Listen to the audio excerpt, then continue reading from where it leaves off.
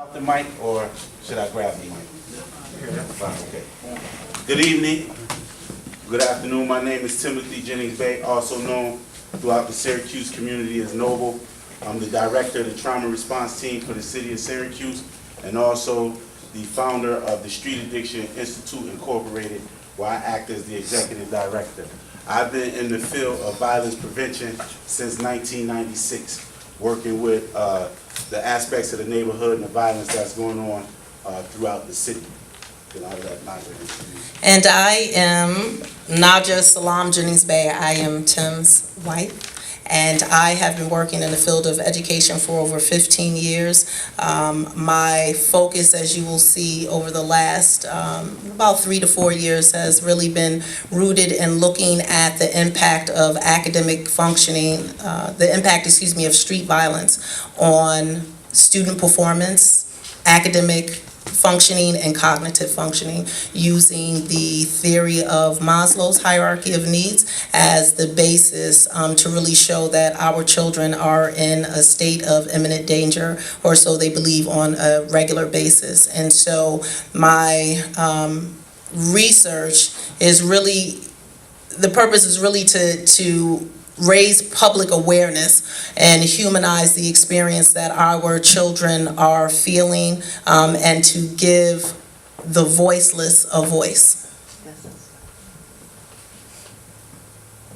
Okay, we can skip past this and get to the good stuff. Okay, along with my team at Syracuse University from the Neighborhood Violence Research Project, along with Dr. Robert Rubenstein and Dr. Sandy Lane. This concept here that you see is called trauma mapping. It is a concept that I created, and the team, we collaborated and came up with this map. Now, I'll get to what we're looking at. I wanted to measure, and Dr. David Larson is the epidemiologist that's on the team, and he tracks malaria viruses. So what I wanted to measure was the trauma that we experience in the neighborhood on the ground as it relates to zip codes. So 13204, 13205, where shootings take place day in and day out. People are injured, people are murdered, shot, and the whole nine. So the team got together and we created a map. With permission of Chief Fowler, we were given this data from, I think, about 2009 to 2015. Now, what you're looking at on this map of the city of Syracuse are gunshots. All of those dots you see on this map are gunshots, right? And these gunshots are for individuals that's injured, critically injured, and homicides. And you can see where it says suspensions, and the map is color-coded, the dark 21%, 17 and 21, so on and so forth, right? Now, I want you to stretch your imagination a little bit with this map. Within these gunshot clusters, we have schools that sit within these gunshot clusters. You have young people that have to walk through this dynamic to school and from school every day. Now, can you imagine being 5 years old, reared in this dynamic until, let's say, 14 or 15 when you're in high school, without any services that speaks to this dynamic, right? A lot of times, I'm going to go out on a limb and say this, a lot of times people say the community. This doesn't represent a community. When people shoot from 6 a.m. to 6 a.m. with no regard to human life, that's not a community. And you have young people who grew up in this. Hear sirens, whether it's the fire trucks, the ambulance, police sirens, and the gunshots for those number of years. And then we kind of put a level of expectation on the young people that they can't reach. Because to live within the midst of this, and for me to tell you to sit in a chair and be still, it's almost impossible. Right? That's the community side of it. A lot of teachers in the district get a bad rap. Right? Because they say, well, they can't teach the kids or what have you. Teachers are not trained to deal with this dynamic. It's no fault of their own. We go to Lemoyne College and we talk to the educators, our future educators. They're wide-eyed and bushy-tailed. 99.9% of the time they want to come in and help educate the children, but they're not educated on this process, right? This is a serious process. You have community centers that sit in the midst of this. Everybody drives throughout this, taking care of their business on a daily basis. This is a problem. Well, let me go back and say this quickly. We know Syracuse had a problem with the suspension rates at one time, where they had to come in and see if the children's civil rights were being violated because of the suspensions that was taking place. A lot of those teachers are pigeonholed into a dynamic in a situation where they really don't have the resources or are out from this. So the only power that they have at that time is maybe to suspend, right? Tell that child, you can't sit here in the classroom because I don't care what kind of teacher, you could be the greatest teacher in the world. You can't teach through this. It's almost impossible. And what has happened over a period of time, people in the community have become cynical, people in the school district have become cynical, and it's created a great gulf. We put walls up on our side, they put walls up on their side, and you hear the spray paint cans, and everybody's spraying, keep out. You stay over on that side, and we stay over on this side. So the great gulf is there. And this kind of work, we're trying to fill that gap in, to educate both sides of the aisle. Because the bridge is burned down. Don't need to complain now. We have to construct a new bridge for people to walk back and forth. And we do that by educating and using information. So the suspension rate. You see the ELA scores are the same way on the map. Let me tell you why the ELA scores, why it's dangerous. If you're a child, Syracuse was pegged #1 in the country for so-called African American and Latino communities for poverty.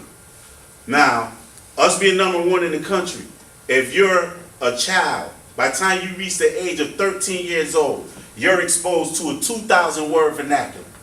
2,000 words. Middle class to upper class children, their counterparts are exposed to 60 million words, right? It's a lot of logic in between 2,000 and 60 million. Now, if you introduce Facebook, shorthand, texting, Twitter, all the media devices, those 2,000 words could drop rapidly to about 75 to 150 words. Nobody in this room or outside of this room can define a concrete reality using 75 to 150 words. Almost impossible. So what will happen, you have a small part of your brain that hooks to the spinal cord that they call the reptilian brain. Once that's activated, you are now in survival mode. You're dealing with an altered state of consciousness. You don't see people at Burnett Park Zoo or on any TV shows dealing with animals telling the alligator to roll over or a crocodile to play dead. Reptiles don't respond to language in that manner. They respond to sensory perception. That's why the young people will tell you, you engage with them, they can't articulate it, but they can say, I don't feel you, or I don't feel this situation, right? If I come into a classroom and I'm 15, 16 years old and I'm rearing this dynamic and the confrontation starts, I only know physical, to get physical with that teacher, the hall monitor, or what have you. So operating from that vantage point, looking at life through the lens of trauma, they don't see the world normally because the brain chemistry has changed, everything, body chemistry. So they're dealing from a different place. That's the ELA score. And just to elaborate just a little bit more, so where you see the darker shaded areas where it is showing that 85 to 95% of the students did not meet New York State standards in ELA, that means that only 2% of your population, grades 3 through 5, are actually literate. And as we know, that number transitions into middle school, and that is why we see our numbers when we get to the 8th grade going into high school. The numbers are low. You have children that are about 8% leaving middle school, 8% that are able to read and write. And so the next slide that he's going to show is math. And as we know, with New York State, with Common Core, our math problems are word problems. So if the child is not able to read, they're going to have difficulty when they are taking that math exam because they're not processing what it is that they are reading. So like Nadia alluded to, here are the math scores. Same gunshot, same dynamic. Now, per statistics with Mothers Against Gun Violence, you take one of these dots if it's an individual murder. One homicide affects 6 people in that immediate household. Once you start to spiral those numbers out, since 1996, we've been tracking, there's been about 370 murders almost. So 6 people in each immediate household, that spirals out into the community. You have a whole community living under this canopy of trauma, with no grief and loss services, no mental health services afforded to the population. Because this dynamic has been going on in this community since the 1970s. It's 2017. We just had a young lady shot in the back last night. Still, people are not processing this. They don't have any outlets to deal with this dynamic. Once the trauma starts to seep in, you have people living from a place of heartbreak and gut wrench. So most people you deal with, they have a get through the day smile on their face, because this affects us all. And it affects teachers too. There's no way you can teach in this dynamic and not experience secondary trauma. You're going to experience secondary trauma. You leave and come into school day lasts for about 8 to 10 to 12 hours a day. There's no way possible they're not being affected by this. So the next piece with that is, when you talk about the secondary trauma that teachers and, the children are experiencing, the scientific term is dissociative adaptation. You also have peritraumatic dissociative disorder, and that pretty much is saying that people have normalized what we would consider to be abnormal. So they are going through their day as if nothing has happened, or as if they haven't been impacted. So you see children, especially at the high school level. So I'm going to give you some statistics. So I'm just going to give you an example. At the elementary level, we see the children be very, very emotional, right? And we're always talking about how can we better serve their social, emotional needs. Children are very reactive. You might hear people say, use your words, articulate yourself. Well, as Tim said, it's hard to articulate myself when I'm dealing with such a low word with a word gap. So I don't know how to tell you that, there was an incident last night where my brother or my uncle was shot, right? And so I woke up at 11 o'clock at night to my mother crying, or to, a lot of people at the house. And then I was up until 3 o'clock in the morning, and I had to come to school at 7:30. Instead, you get children that are just 9 o'clock in the morning, they're running through the school. Those of you who are educators know exactly what I'm referring to. You have children, 9:05, you're getting calls for teachers to ask them to be removed. And then you're talking to the child and you're asking, what's wrong? And they're angry. They're slamming things, they're kicking, they're cursing at you. Take that and move up to middle school. So this is a child that's been dealing with trauma. The average child, by age 9, 90% of children living in an urban environment have been exposed to some form of community violence exposure. That's just a fact. That's across the board. So figure by 9 years old, you're in the 3rd grade, and you've already been exposed to some form of street violence. And then it's continual, right? Because it's not like it happens one time. This happens multiple times within a year. It could happen multiple times within a 2-3 month period. They get into middle school. So in the elementary level, we really try to service the children as much as we can. We try to have as much resources available for the child. We have outside counselors that are available. The average elementary school is about 650, right? Maybe it's 700. But then they go into middle school. And then when they get into middle school, those same resources are just not available, because we have put a lot of our energy into the elementary with the concept that if we catch them young, we will be able to serve them better as they get older. Middle school comes, your resources are much less. The children are still going through this unaddressed trauma, and that's important to note. And you still are seeing some of these behaviors where the children are acting out, the children are being suspended. There's no tool of assessment, right, that is used in urban school districts, not just here, across the board. A tool of measurement that can accurately detect when you have a child that is experiencing trauma. And instead, what we see are more things like children being misdiagnosed with ADHD, children being diagnosed with emotional disturbance disorder or OHI. That means I can't figure out exactly what it is. I'm just giving you other health impaired.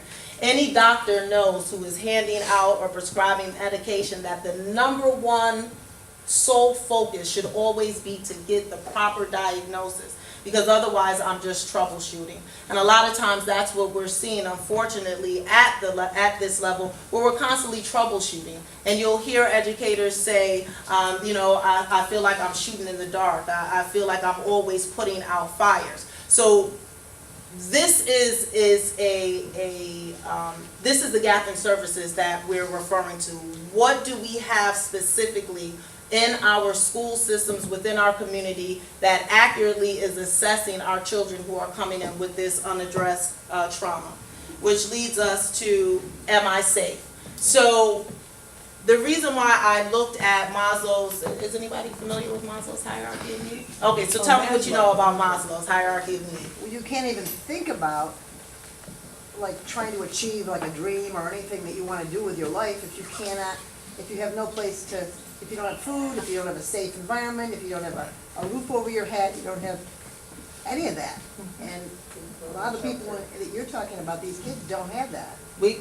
So there's no way they're going to do anything else than basically survive. Then survive. And that's a great point. So what Maslow says is exactly, this is our pyramid. And the average person, the human body, must have food, water, warmth, rest, shelter in order for them to survive. All right? And that next level is a safety need, and that means that I feel secure. That means I am psychologically safe, I feel socially safe.